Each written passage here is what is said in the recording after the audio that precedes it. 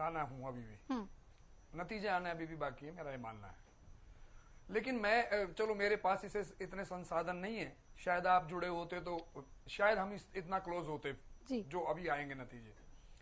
तो बिना संसाधन के जो मैंने एनालाइज किया, संसाधन वाले लोगों ने भी जो एनालाइज किया, वो भी इन नतीजों के बिल्कुल नजदीक नहीं है। क्योंकि उन नतीजों में ये बताया गया था कि मिनिमम अगर कांग्रेस की आती है तो 44 आती है जी, किसी ने भी, सबको अगर आप जोड़ दें तो जी, कि अगर आई तो 44 से कम तो कांग्रेस की आएंगी ही नहीं। लेकिन अभी जो रुझान है, मैं फिर ये बात कर रहा हूं, अभी भी ये पार्टियां जो भी मर्जी जो लड्डू बांटे खुश हो जाएं। अभी कोई लड्डू नहीं बांट रहा है। एक बार बताऊंगी आपको, फरीदाबाद से बीजेपी के विपुल गोयल आगे हैं, लगातार मार्जिन बढ़ता जा रहा है। 22,320 वोट से विपुल गोयल फिलहाल आगे चल रहे हैं। फरीदाबाद से विपुल गोयल का भी ticket to Chandigarh almost final नजर आ रहा है, लीड बढ़ती जा रही है। और आप देखिए कि जो प्रतिद्वंदी कांग्रेस पार्टी की तरफ से फरीदाबाद से चुनावी मैदान में अपने खुद के बूथ से हारे, और ये बात विपुल गोयल ने हमारे साथ, हमारे संवाददाता के साथ जब बातचीत की तो उसमें बताया भी, 22,320 वोट से विपुल गोयल पूर्व उद्योग मंत्री आगे चल रहे हैं और जीत के करीब हैं। हालांकि जब ये जीत डिक्लेयर होगी तब भी सबसे पहले आपको हरियाणा न्यूज के माध्यम से हम बताने का काम करेंगे।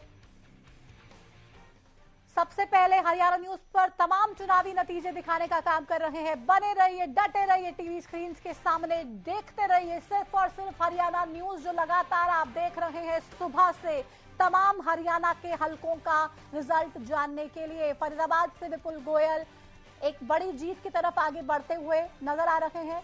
22,320 वोट से फिलहाल आगे चल रहे हैं। योगेश कौशिक जी, आप अपनी बात पूरी कीजिए। तो अभी लेकिन जो नतीजे आ रहे हैं या जो आप बता रहे हैं विपुल गोयल जी के बारे में, या ये जो अभी जो अपना मेवात एरिया में जो जीत हुई है, ये मैंने भी बिल्कुल ऐसा ही एनालाइज किया हुआ है।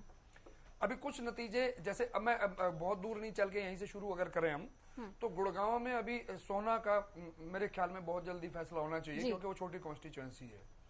और मामन खान जो 80,000 के करीब जीत रहे हैं, वो मैंने इतनी उम्मीद नहीं की थी, क्योंकि वहां पे 2-2.25 लाख वोट है। अगर 80,000 की 87,000 की लीड ले चुके हैं वो, तो 80-87 शायद 90,000 से वो जीतेंगे। और परसेंटेज वाइज अगर आप चेक करेंगे, एक बार आपको फिर से रोकूंगी और मैं तमाम पैनलिस्ट को बार बार पहले ही माफी मांग लेती हूँ, क्योंकि बार बार रोकना पड़ेगा, तमाम अपडेट्स आ रही हैं। पवन खरकौदा जीतने के बाद क्या कुछ कह रहे हैं, जल्दी से सुना देते हैं। ये जो जीत है मेरे खरखोदा हल्के के 36 बिरादरी के लोगों की जीत है, 58 के 58 गाँव की जीत है, पूरे खरखोदा शहर की जीत है। पहली बार खरखोदा के लोगों ने इतिहास रचा है, पहली बार खरखोदा से कोई एमएलए बना है, और ये पूरी जीत खरखोदा के हल्के के लोगों के प्रति समर्पित है। देखिए, जब जब सेंटर में, केंद्र में जिसकी सरकार रही है, हरियाणा में उसकी सरकार निश्चित रूप से बनी है और लोगों ने केंद्र की नीतियों पर विश्वास जताया है, और तीसरी बार हरियाणा में भारतीय जनता पार्टी का परचम लहराने जा रहा है। तीसरी बार हरियाणा में भारतीय जनता पार्टी का परचम लहराने जा रहा है। पवन खरकौदा साहब ये कहते हुए आपको नजर आ रहे हैं, चंडीगढ़ जा रहे हैं, हरा दिया है कांग्रेस के कैंडिडेट को, और किसी आम कैंडिडेट को हराया नहीं है, जयवीर सिंह वाल्मीकि को हराया है। और साफ तौर पे जीत के लिए हालांकि पहले से ही आश्वस्त भी नजर आ रहे थे, मुकाबला कड़ा था, लेकिन आप देखिए जीत गए हैं और चंडीगढ़ जा रहे हैं, जिसके बाद साफ तौर पे चेहरे पे एक सुकून भी है, राहत भरी सांस भी है, और एक विश्वास भी है कि केंद्र में जिसकी सरकार होगी हरियाणा में भी उसी की सरकार बनेगी। सरकार किसकी बनती है इसको लेके थोड़ा सा समय अभी और लगेगा, क्योंकि बहुत करीब का मुकाबला है। कुछ भी होने वाली स्थिति इस वक्त हरियाणा में नजर आ रही है, दिख रही है, लेकिन होगा कौन, किसका पलड़ा भारी होगा, वो भी सबसे पहले आपको यहीं पे दिखाएंगे। लेकिन योगेश कौशिक जी जल्दी से आप बात पूरी कीजिए। हाँ, फिर तो मैं जो अभी तक नतीजे आपने बताए हैं ये बिल्कुल स्वाभाविक से ही है। अभी इसके बाद लेकिन जो ऊपर नीचे का जो खेल ये है, ये एग्जैक्ट हमें एटलीस्ट मुझे नहीं मालूम अभी कि कहाँ किसे आगे दिखा रहे हैं, कहाँ किसे पीछे दिखा रहे हैं, वो मुझे नहीं मालूम। अदरवाइज मैं उन पे भी बात कर लेता। कई जगह पे जहाँ पे मतलब फंसी हुई सीटें बीजेपी के पॉइंट ऑफ व्यू से भी थी, जैसे नायब सिंह सैनी जी की भी बोल रहे थे कि भाई वो फंसी हुई सीट है, विज साहब की सीट बोल रहे थे फंसी हुई है, वो सीट्स अभी उनका फैसला नहीं हो रहा है। हालांकि मैंने एज उन्हीं को दिया जो पुराने नेता हैं। अपने गुड़गांव के बादशाहपुर से भी अगर मैं बात करूं जी। तो अपने नरवीर जी जो लड़ रहे हैं वो पुराने हैं, तो उनको ही एज मैंने दिया था। हालांकि वो फंसी हुई नहीं लग रही मुझे लग रहा है कि शायद नरवीर जी काफी आगे हैं। गुड़गांव में ट्रायंगुलर फाइट थी है और अभी मुकेश शर्मा आगे हैं, राव नरवीर आगे हैं। हाँ, ये वो अल्टीमेटली नहीं, जो मैं गया था इलेक्शन वाले दिन तो मुझे लग रहा था कि बीजेपी आगे रहेगी। तो वो ये जो जितने भी आप बातें कर रहे हैं ये मेरे हिसाब से बिल्कुल स्वाभाविक सी हैं, मुझे इसमें कोई हैरानी नहीं हो रही है। हाँ, रुझान की जहां बात है उनसे मैं अभी तक सहमत नहीं हूं। आगे जैसे जैसे आगे बढ़ेंगे उनको अगर मान लो मेरा एनालिसिस गलत होता है तो मैं बिल्कुल उसको नए सिरे से सोचूंगा और फिर से कंफर्म करूंगा कि ऐसा क्या हुआ जो मेरी सोच जो है वो गलत निकली है। और उसमें भी यही सोचना पड़ेगा मुझे कि किस वजह से लोग वोट दे रहे हैं, बजाय इसके ये कहने के कि ईवीएम में कुछ गड़बड़ रही या कुछ और इल्जाम लगाने की बजाय मेरा बहुत बिल्कुल क्लियर कट मानना है कि अगर आप मैदान में उतर गए आपको शाहबाद से रामकरण काला जीत चुके हैं, पेहोवा से कांग्रेस के मनदीप चट्टा जीत चुके हैं। ये बड़ी खबर आपकी टीवी स्क्रीन पर। शाहबाद से कांग्रेस के रामकरण काला जीत चुके हैं। जेजेपी से पिछली बार जीते थे, विधानसभा पहुंचे थे चंडीगढ़, लेकिन उसके बाद आपने देखा जेजेपी का हाल किस तरह से हुआ। पहले ही उतर गए जेजेपी के नाम से और सवार हो गए कांग्रेस में। ये लगा कि कांग्रेस पार्टी सरकार बनाने जा रही है तो कांग्रेस की हवा है, कांग्रेस में शामिल हो जाते हैं, कांग्रेस में शामिल हो गए, लेकिन जीत तो गए हैं। लेकिन क्या इस बात को लेकर कि कांग्रेस पार्टी सरकार बनाएगी अब भी आश्वस्त है? शाहबाद से कांग्रेस के रामकरण काला जीत चुके हैं, ये बड़ी खबर आपके टीवी स्क्रीन पर। पेहोवा से कांग्रेस के मनदीप चट्टा चुनाव जीत चुके हैं, ये बड़ी खबर आपको बता दें। बरवाला से बीजेपी के रणबीर गंगवा 27,170 वोट से जीते। सीट बदल दी गई थी रणबीर गंगवा की, आपको याद हो तो नलवा से विधायक बने 2019 में, डिप्टी स्पीकर रहे। और अब जब ये चुनाव हुआ सीट बदली, बरवाला भेज दिया गया, तो यहां से भी चुनावी मैदान में जीत गए हैं, पार कर गए हैं। 27,170 वोट से जीत गए हैं बीजेपी के उम्मीदवार रणबीर गंगवा।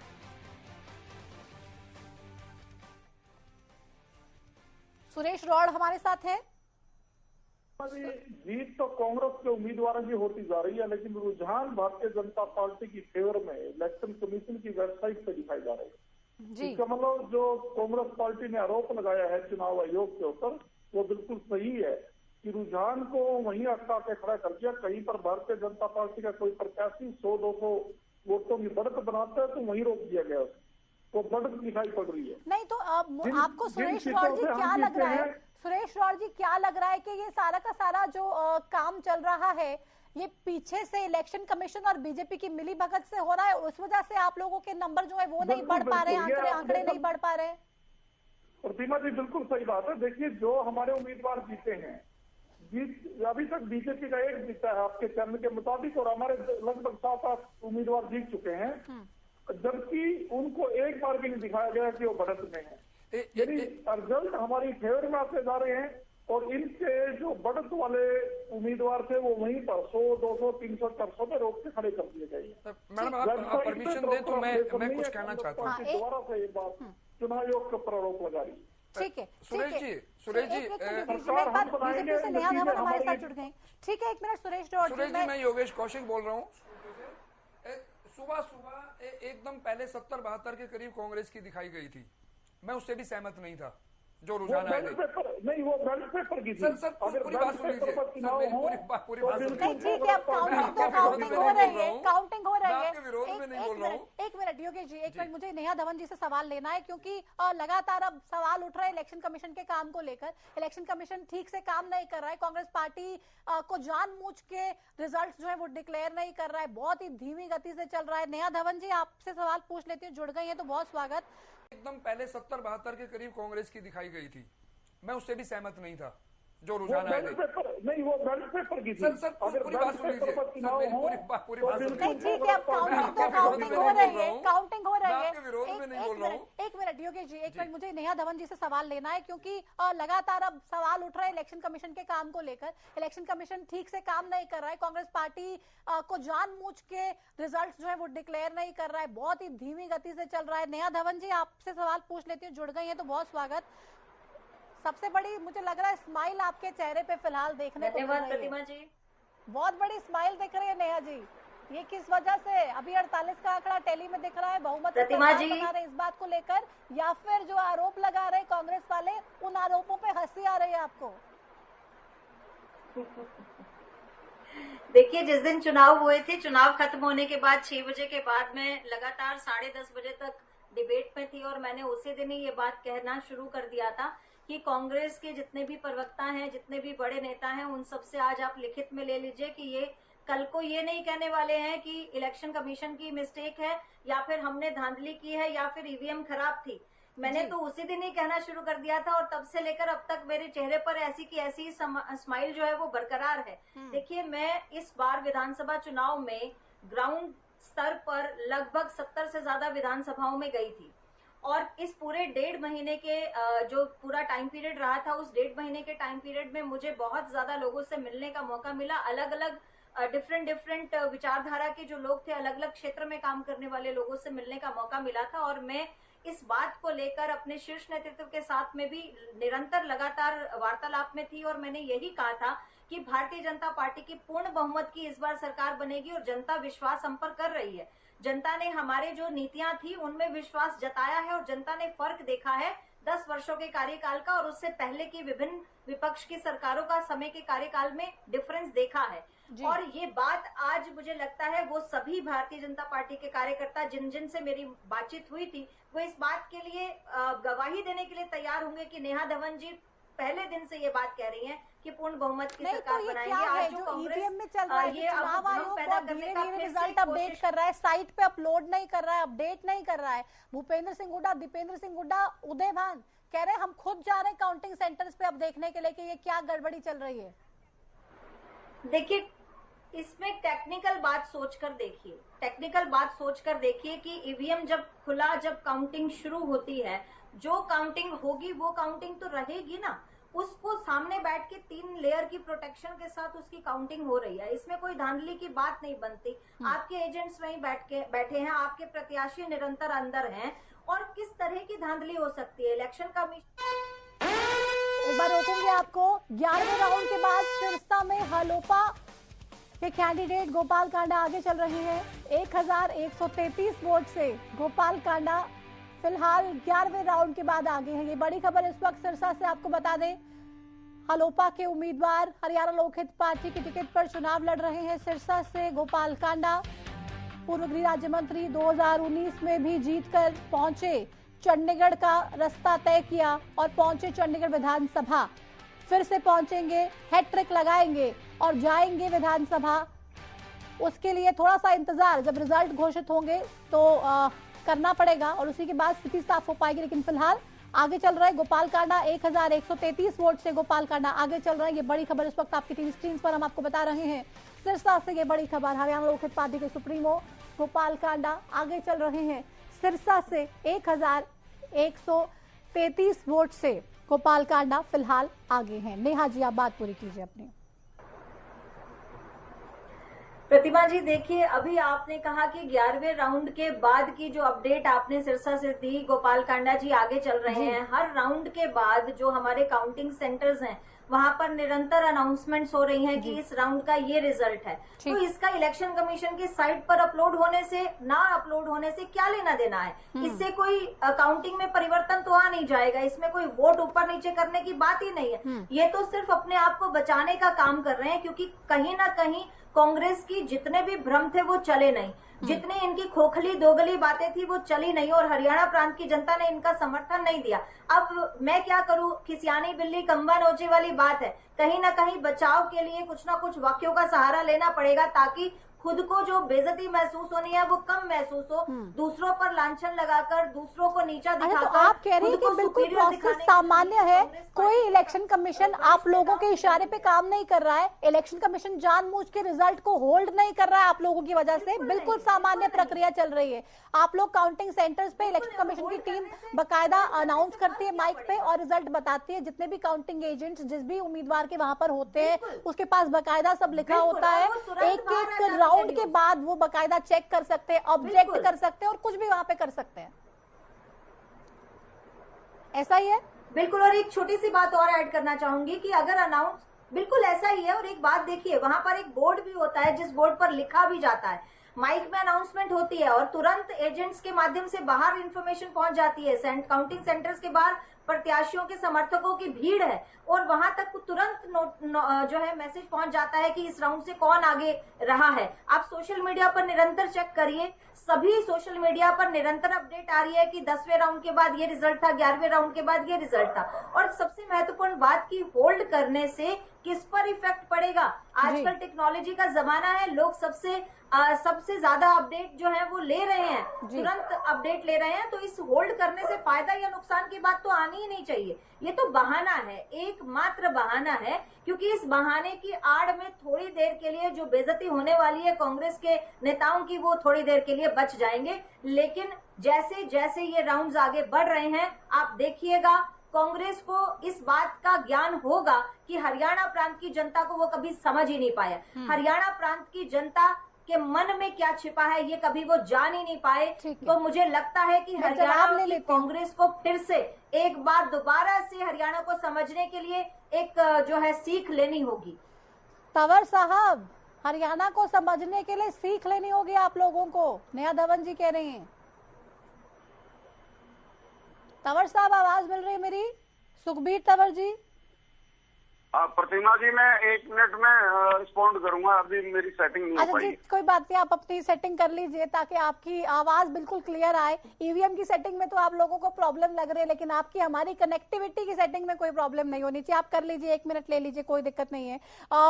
योगेश कौशिक जी, क्या लग रहा है, क्या चल रहा है? मतलब क्योंकि आप देखिए काउंटिंग सेंटर्स पे बाकायदा तमाम जो उम्मीदवार होते हैं उनके काउंटिंग एजेंट्स होते हैं, और एक नहीं दो नहीं, तमाम राउंड्स के हिसाब से 18-18, 20-20 एजेंट्स भी होते हैं, तमाम लोग भी होते हैं, मीडिया भी होती है, वहां पे अनाउंसमेंट भी होती है, सब कुछ होता है, बिल्कुल पारदर्शी क्लीन तरीके से चल रहा है इस चीजें।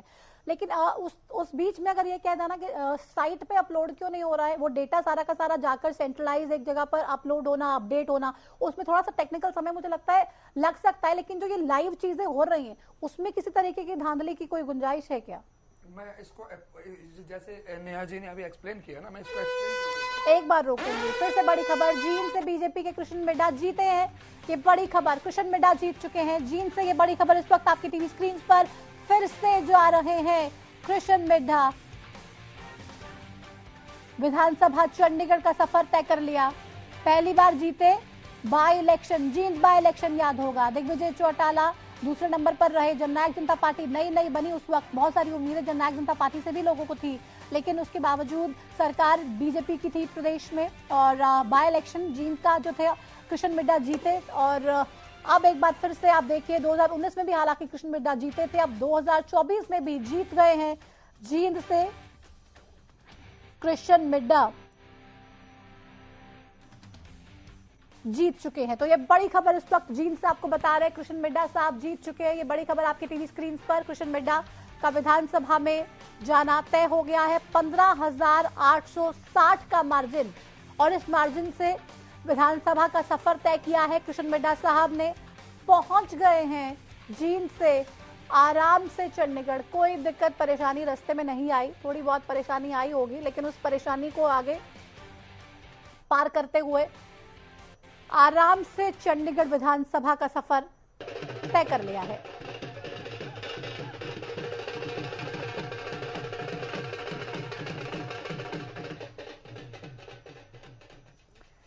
योगेश जी, आप अपनी बात पूरी कीजिए। जी, तो ये प्रोसेस बिल्कुल सिंपल है।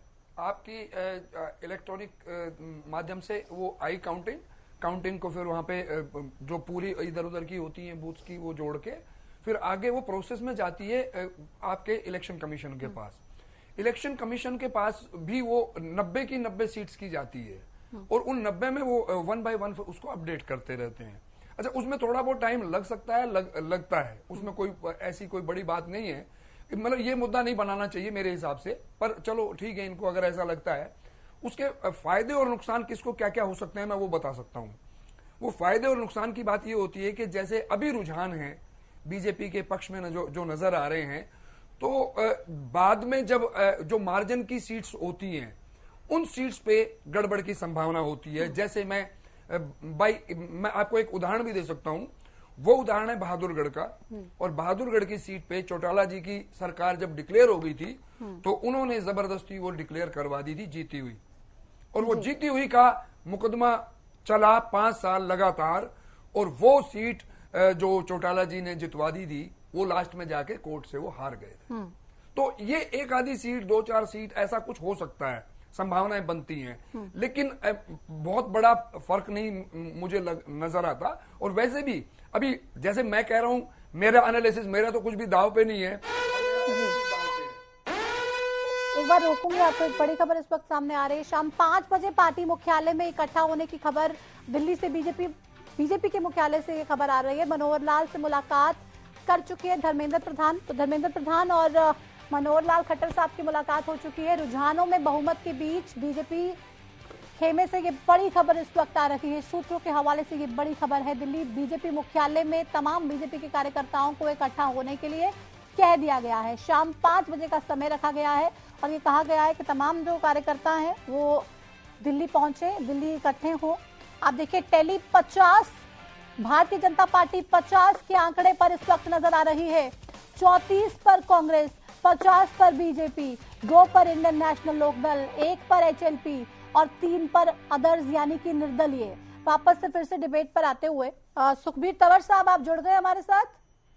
जी तंवर साहब, क्या लग रहा है, ये क्या चल रहा है? आप लोग पूर्ण बहुमत की सरकार बनाने को लेके आश्वस्त थे, पूरी तैयारियां भी कर ली थी, ढोल नगाड़े पटाखे सब जला दिए थे। अभी ये क्या चल रहा है? दिल्ली में 50 पर बीजेपी लीड कर रहे, 34 पर आप लोग क्या समझ रहे हैं? कोई गुंजाइश है अभी? बिल्कुल पूरी गुंजाइश है प्रतिमा जी। और जिस तरह से जो जीती हुई सीटें, अगर वो आप देखेंगे जो फाइनल परिणाम आ रहे हैं उसमें निश्चित तौर पे कांग्रेस आगे, और हमें पूर्ण आशा है कि भारतीय राष्ट्रीय कांग्रेस अंतिम जो परिणाम आएंगे तो बहुत मजबूत सरकार बनाएंगे। बीजेपी इतना शानदार प्रदर्शन करेगी, आपको उम्मीद थी? आप क्लीन स्वीप की बात भी कर रहे थे, बार बार कहते रहे कांग्रेस क्लीन स्वीप करने जा रही है। मैं जो अभी आप जिस तरह का परसेप्शन क्रिएट कर रहे हैं, मैं उससे बिल्कुल भी इत्तेफाक नहीं रखता। नहीं, मैं कोई परसेप्शन क्रिएट नहीं कर रही हूँ, मैं कोई परसेप्शन क्रिएट नहीं कर रही हूँ। मैंने खुद आपके तमाम नेताओं से, आपके तमाम दिग्गजों से इंटरव्यू किए हैं।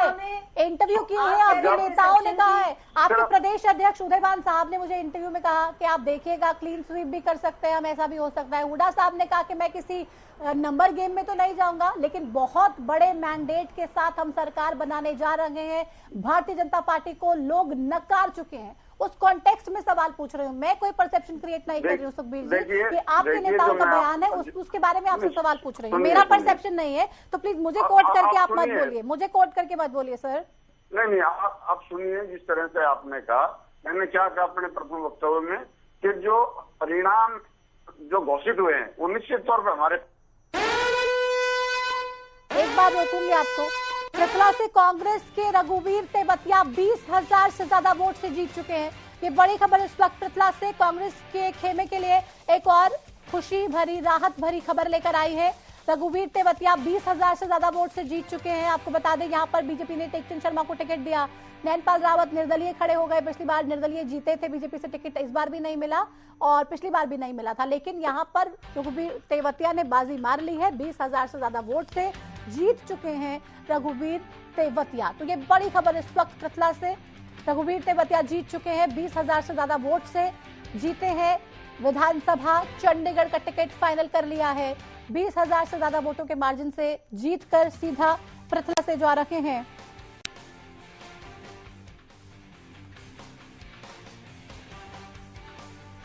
और सीधा पहुंचेंगे अब चंडीगढ़। तो पृथला से कांग्रेस के रघुवीर तेवतिया जीत चुके हैं। ये बड़ी खबर इस वक्त पृथला वासियों के लिए, हरियाणा के लोगों के लिए, और खास तौर पे अब जो रिजल्ट्स डिक्लेयर हो रहे हैं, जिन सीटों के नतीजे घोषित हो चुके हैं, वो हम लगातार आपको दिखा रहे हैं। आप देखिए, और कौन कितने मार्जिन से जीत रहा है ये भी हम आपको बताने का काम कर रहे हैं। वापस से डिबेट पर आते हुए तंवर साहब, आप अपनी बात पूरी कीजिए। जी, क्या आप मुझे बता सकते हैं कि अभी तक जो अंतिम परिणाम आए हैं उनमें कितने कांग्रेस के पक्ष में और कितने भारतीय जनता पार्टी के पक्ष में? मेरे पास फिलहाल आंकड़ा नहीं है जी, तो आप एक बार जरूर इसमें ये हमें बताएं, उससे ये सारी जो विषय हैं वो बिल्कुल स्पष्ट हो जाएगा। तंवर साहब, बार बार हम बता भी रहे हैं, जाहिर सी बात है आपका एक बहुत बड़ा नंबर है जिसमें आपके तमाम नेता चंडीगढ़ पहुंचने का काम आप लोग कर रहे हैं। बीजेपी की अगर बात करें तो 2 से 3 नेताओं के रिजल्ट जो है वो डिक्लेयर हुए हैं। मेरा विषय वो नहीं है, हाँ। एक्चुअली मेरा विषय वो नहीं है जो आप कह रहे हैं। मैं ये कह रहा हूँ कि जो अंतिम परिणाम आए हैं भारतीय जनता पार्टी के पक्ष में कितने आए हैं और भारतीय राष्ट्रीय कांग्रेस के पक्ष में कितने आए हैं, वो कृपया एक बार बता 7-8 सीटें जीत चुकी है कांग्रेस पार्टी फिलहाल। जी। और भारतीय जनता पार्टी के भी 2-3 सीटों पे रिजल्ट डिक्लेयर हुआ है। हाँ, तो यही ट्रेंड होगा और अंतिम परिणाम इसी तरह से आएंगे।